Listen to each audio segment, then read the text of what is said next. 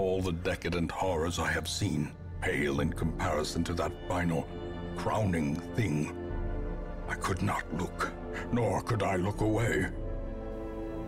And welcome back to more Darkest Dungeon. Episode 7, Week 13, getting underway. Alright, so A Beautiful Thing Part 1. What A Beautiful Thing is a 7-part journal entry which narrates the backstory of the Shieldbreaker class. Now, the only way to acquire these journal entries and learn about this backstory is to take the Shieldbreaker on a quest, and the quest has to be of medium or longer length, and you have to use the campfire at some point during the quest and rest. Now, doing all that doesn't guarantee that you'll get one of these journal entries. When the Shieldbreaker rests, there's a 50-50 chance that she'll have a nightmare. And without giving away too much, if you survive the nightmare successfully, then you're rewarded with one of the journal entries. Now, you can acquire one of these journal entries with any of the Shieldbreakers in your roster. Okay, it doesn't have to be the same individual Shieldbreaker each time that you do a quest and rest. Any of them in your roster will do. And notice real quick here, as an aside, in a matter of Hamlet progress, that we've slightly upgraded the guild and the blacksmith. First, with the guild, we're now able to purchase new abilities for our heroes, and to do so at a reduced cost. And as you watch here, we're outfitting our party and making sure each hero has the skills that I want them to have for this next quest.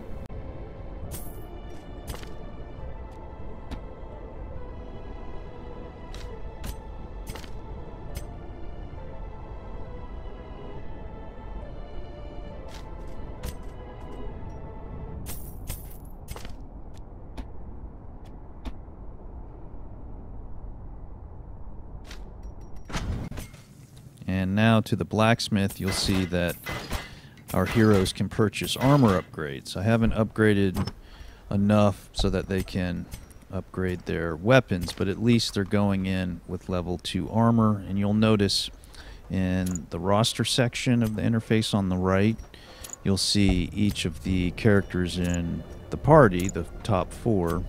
They have the little sword icon with a 1 and then the little shield icon with a 2. So that's how you can quickly see at a glance that each of those heroes, as opposed to, say, the ones below it, has upgraded armor to level 2. Alright, so getting back to the mechanics of this A Beautiful Thing journal entry, while any Shieldbreaker in your roster will do, there are still yet more constraints to getting all of the journal entries. Namely, the first 3 journal entries can only be acquired in apprentice level dungeons. The 4th and 5th journal entries can only be acquired in veteran level dungeons. And the final 2 6th and 7th journal entries can only be acquired in champion level dungeons. So obviously this creates something of a timing pressure, because if your existing Shieldbreakers get too high a level without first acquiring the lower level journal entries, then you're going to have to go back, recruit a fresh Shieldbreaker at level 0, and do the apprentice level dungeons in order to acquire those initial lower level journal entries, so that then your existing higher level Shieldbreakers can go do dungeons at their level and get the higher level journal entries, etc.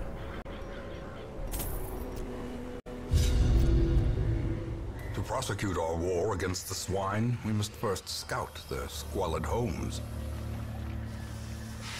Okay, so getting underway, as a matter of which type of quest we're doing, this is a simple scouting mission in the Warrens. We have to explore 90% of rooms. And as a matter of party composition, we have a Shieldbreaker, Occultist, Jester, and Musketeer. And this is our first time getting to see the Occultist as well as the Musketeer class. And right off the bat, we encounter a pile of scrolls curio. And if you use a torch to interact with this curio, you're able to remove a negative quirk. So I chose our Shieldbreaker and was successfully able to remove the Demonomania quirk Devatron. So a nice lucky roll there to start the quest off.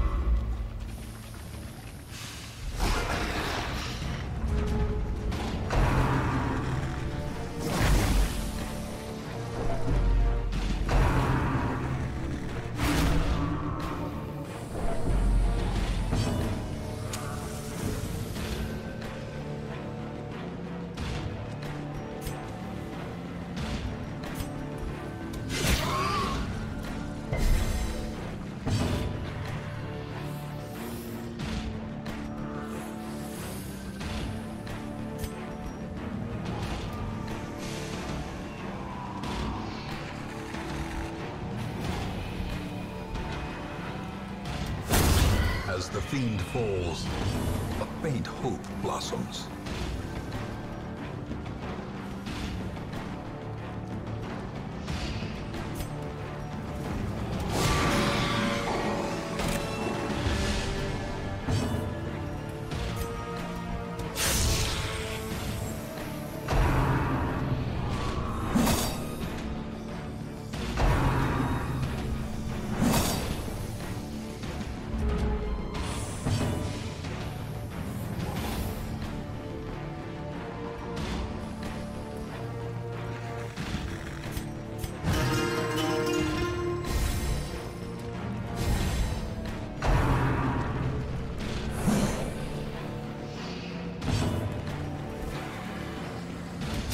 Confidence surges as the enemy crumbles.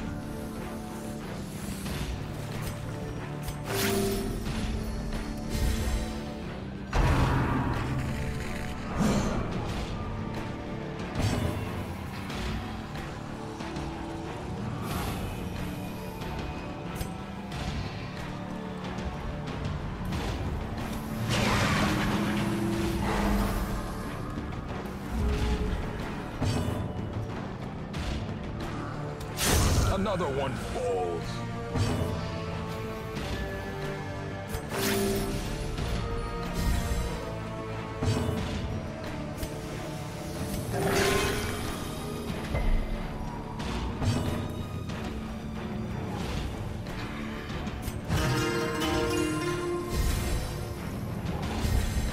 A time to perform beyond one's limits.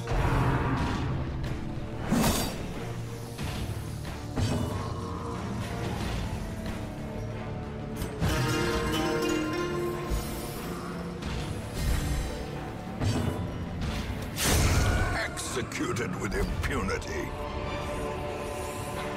Alright, a nice opening fight there. You can immediately see how much utility these heroes have. The Occultist can stun, heal, attack. Jester can attack, stress heal. The Musketeer can attack, backup heal, etc. A handsome reward for a task well performed. So first off, we need to ask, why even bother with this? You know, like, why go to all the trouble of getting these journal entries? Obviously, B. Burner in his thoroughgoing thoroughness is going to want to complete everything and acquire them all. And especially because it's for a Devatron gaming video and we love the backstory, etc., etc. But, I mean, for the average player, is it worth going to all this trouble to acquire all of these journal entries for the Shieldbreaker class? Well, as you can probably guess, the answer is yes. And the reason being, you don't just get these journal entries in the backstory from successfully completing the nightmares, but also you get unique Shieldbreaker only trinkets as a reward from each of the encounters.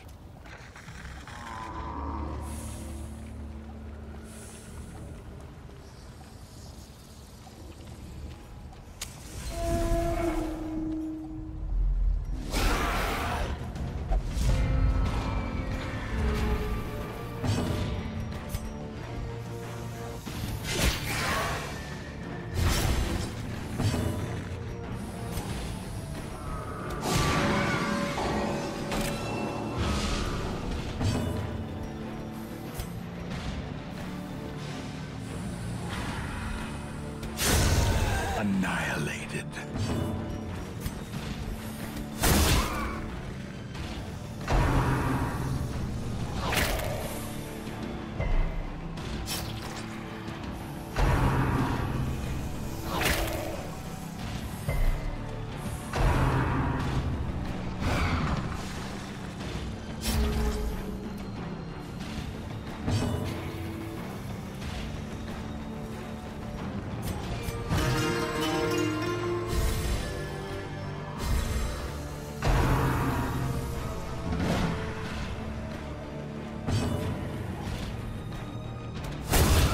Continue the onslaught.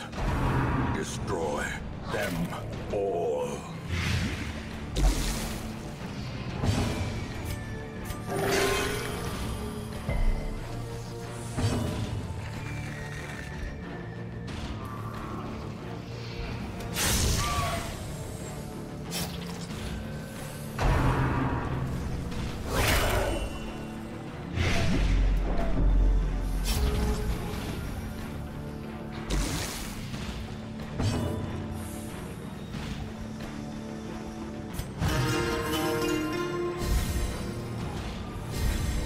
A brilliant confluence of skill and purpose.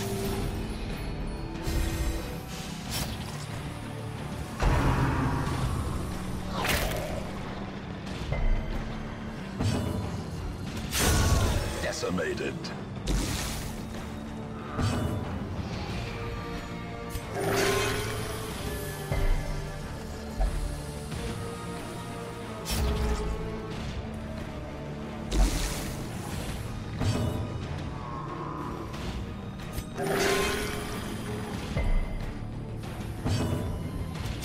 Press this advantage. Give them no quarter.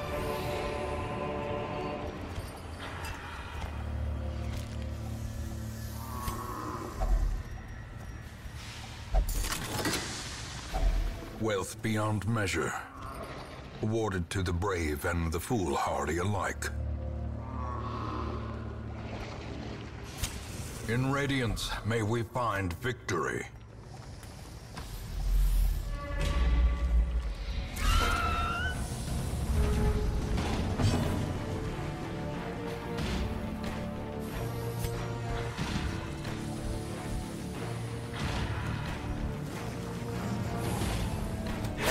Begone, fiend!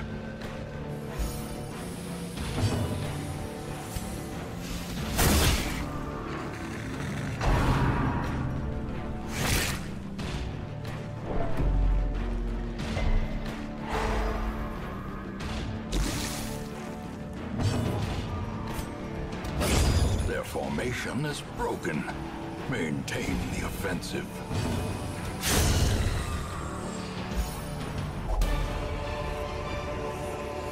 As victories mount, so too will resistance. Now you'll notice there we get a journal page as a reward for that fight, and you've probably seen me loot several of those in prior episodes, and those are not to be confused with the journal entries for A Beautiful Thing. Rather, those are kind of random loot found off of corpses or in containers throughout the various dungeons, and they make up 4 other multi-part journal entries, which I will get to later and read to you in their entirety in future episodes. And here we got a lucky critical scouting check revealing a secret room, and we even had an extra skeleton key with which to open the chest and get extra treasure. Now ordinarily I would snuff the torch out before opening the chest, reducing the light to 0 in the hopes of getting even better loot. But this was a nice pull. We got 2 of the highly valuable gemstones and a very rare trinket, so a pretty nice haul there. Now, as a final remark about these unique Shieldbreaker only trinkets that you receive for successfully completing these nightmare sequences, the last 2 journal entries, the 6th and 7th journal entries, reward you with the Crimson Court DLC Shieldbreaker trinkets, and that's the only way to get those trinkets. Such blockages are unsurprising. These tunnels predate even the earliest settlers. So this ends up being pretty big time, because in addition to being the only way to acquire these trinkets for your Shieldbreakers, if you recall, the Crimson Court DLC trinkets comprise a set for each class. And while most of the time the class sets are actually pretty garbage and you don't use them, the Shieldbreaker class set is very good. Both the individual trinkets and the bonuses they give and the set bonus all synergize well with each other, and I use it all the time. So considering how much I use Shieldbreakers and how good the set is, it's definitely one that we want to get.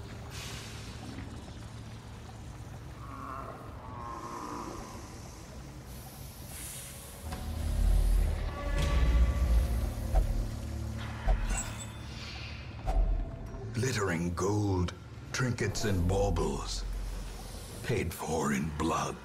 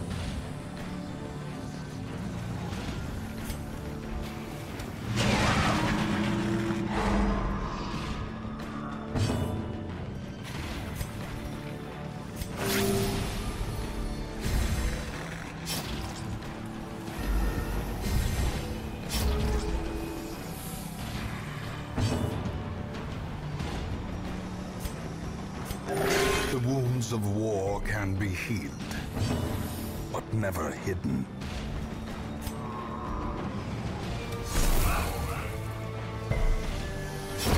Great is the weapon that cuts on its own.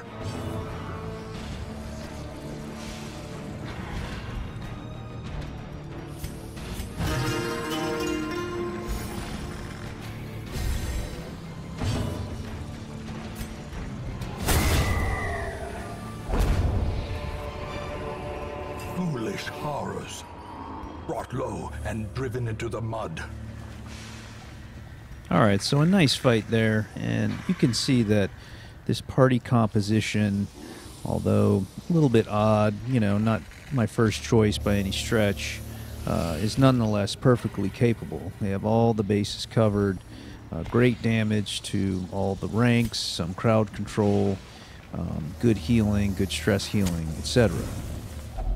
A spark without kindling is a goal without hope. Alright, at last we're going to rest, and you noticed right after we ate, the Shieldbreaker had a little bark, and she said, "This night holds no comfort for me."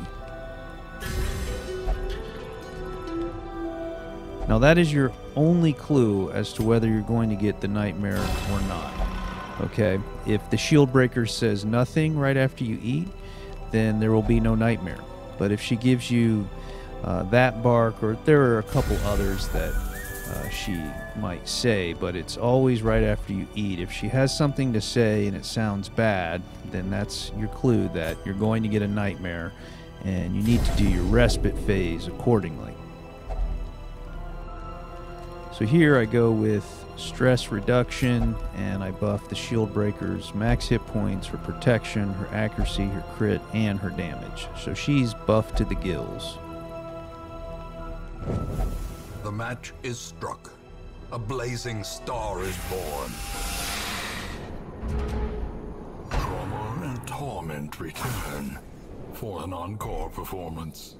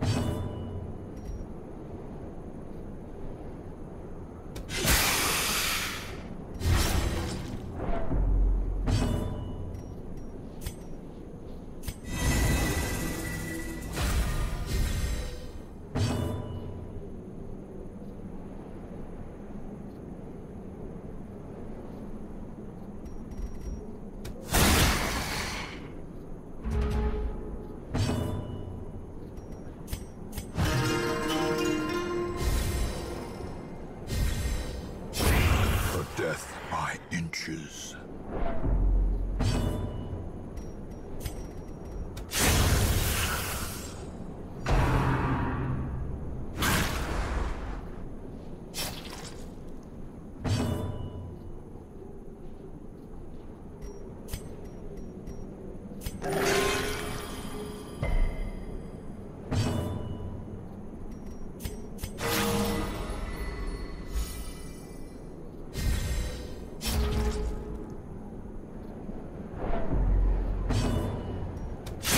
Eradicated.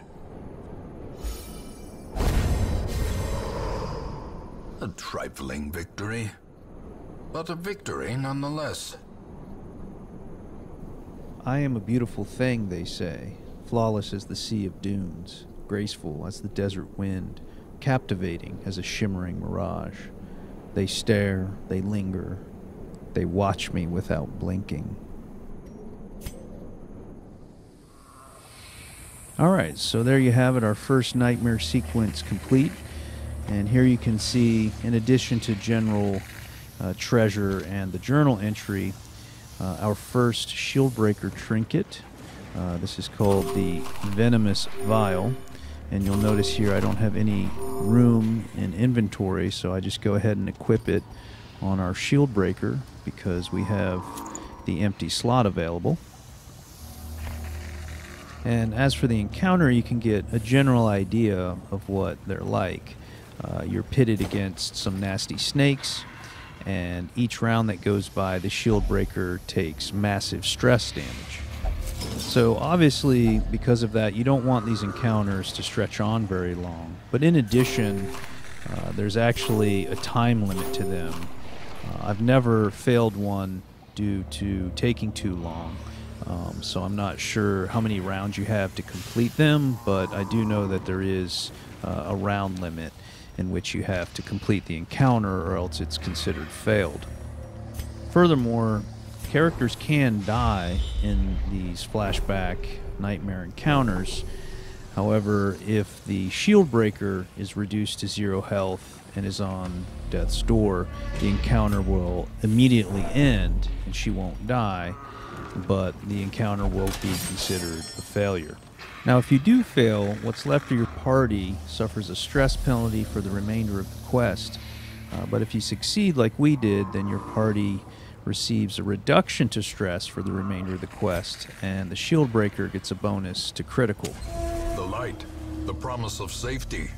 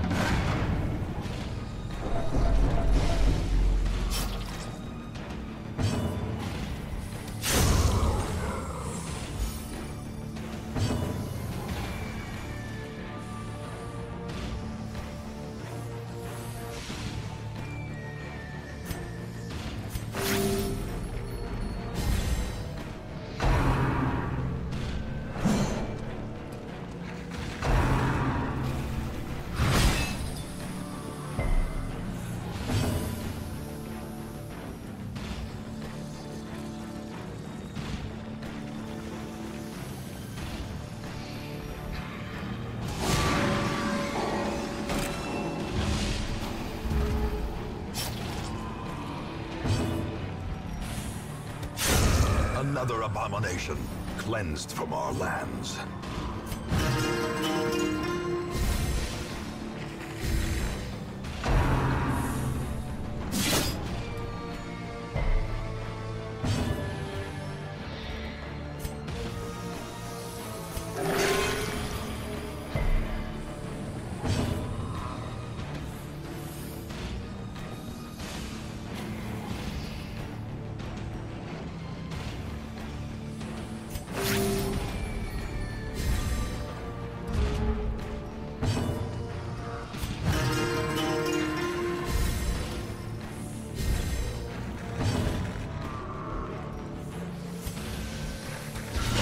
Devastating blow.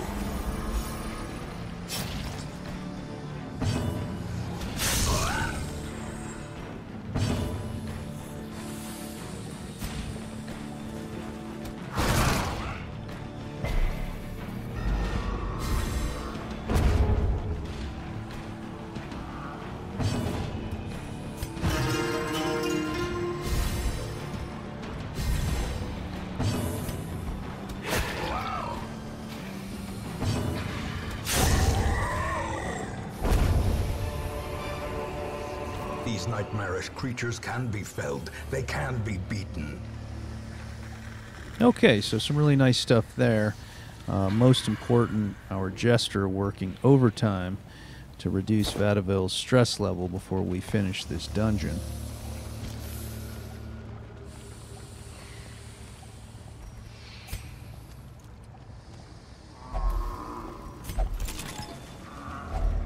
Packs laden with loot are often low on supplies.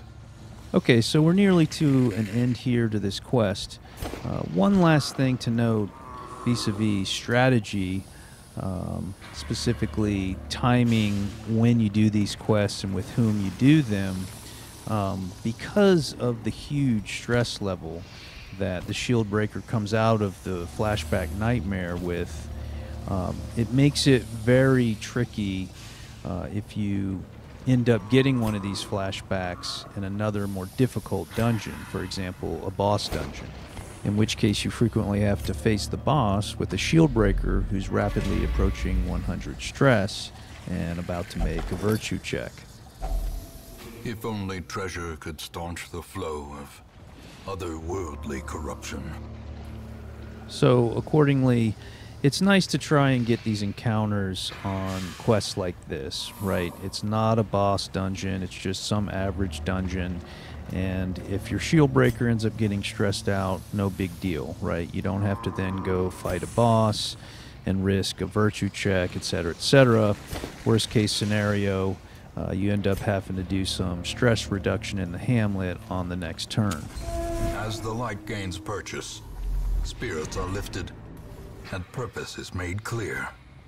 Now, of course, you might not end up with a lot of free turns to chase after these journal entries with your Shieldbreakers doing easy quests. And even if you do, you might not always get the encounters, right? It's a 50-50 chance that it'll spawn. So, as you can probably guess, we're going to end up having to face some bosses with some seriously stressed out Shieldbreakers in the future. The twisting tunnels seem a little less impossible. All right, a beautiful thing. 1 of 7 complete, Devatron. Look at this haul. With the quest reward over 11,000 gold. Big time. Let's check out our quirks here. Our Jester Roquet. Quick draw. +4 speed on first round. Not bad. And then Claustrophobia on our Musketeer. Oh well, you can't win them all, right, Devatron? This is Darkest Dungeon. Hope you're enjoying it. We'll see you in the next episode.